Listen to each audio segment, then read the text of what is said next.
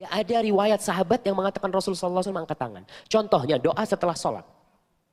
Apa kita berdoa di antara adzan dan iqamat, kita angkat kedua tangan kita. Apakah tatkala sholat sunnah, kita ingin berdoa, kita angkat kedua tangan kita. Apakah tatkala kita habis sholat tahajud, ingin berdoa, angkat kedua tangan kita.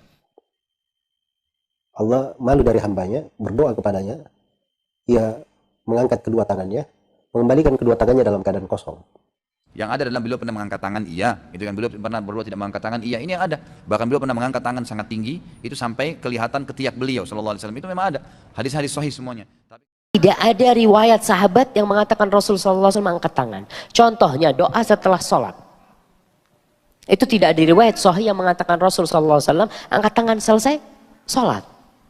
Bahkan selesai sholat itu lebih utama berzikir daripada berdoa. Tapi sekali-kali kita mau berdoa, ada lagi setelah berzikir ada permohonan, kita nggak apa-apa. Tapi tidak dijadikan sebuah rutinitas. Kapan saja kita mengangkat tangan ketika berdoa. Secara umum kita dianjurkan mengangkat tangan.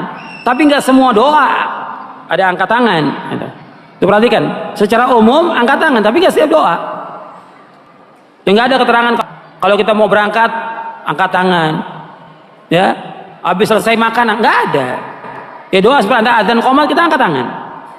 Atau ketika bangun tengah malam kita berdoa angkat tangan. Atau Nabi mengangkat tangan ketika di pemakaman. Atau ketika ada orang sakit Nabi ziarah angkat tangan. Tapi enggak semua doa itu angkat tangan. Yamudu yadaihi ila sama. Dia mengangkat kedua tangannya ke arah langit. Dan kondisi seorang mengadakan kedua tangannya ke arah langit itu kondisi orang mengemis. Ini kondisi sangat menghinakan kita kalau kita tujukan kepada manusia.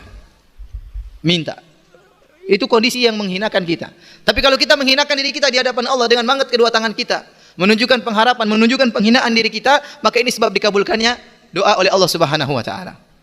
Dalam hadis yang dihasankan oleh sebagian ulama, kata Nabi SAW, Inna Allah hayyin sittir yastahi min abdihi idza rafa yadayhi ilaihi an yaruddahuma ilaihi sifran. Sungguhnya Allah malu kalau ada hambanya tatkala berdoa mengangkat kedua tangannya ke arah Allah Subhanahu wa taala, lalu Allah kembalikan kedua tangannya dalam kondisi kosong.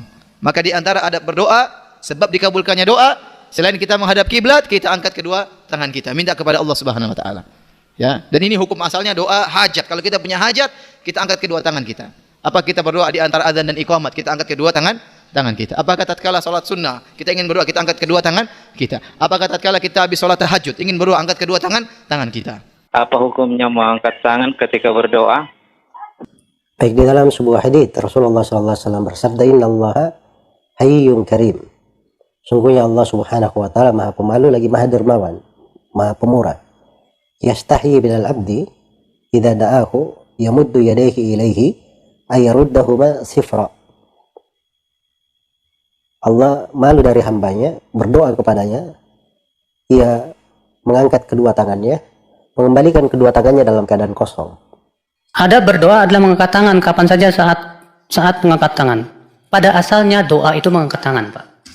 Pada asalnya doa itu mengangkat tangan. Karena kata Rasulullah, Allah malu kepada hamba yang mengangkat dua tangannya, lalu Allah kembalikan dalam keadaan tidak diijabah.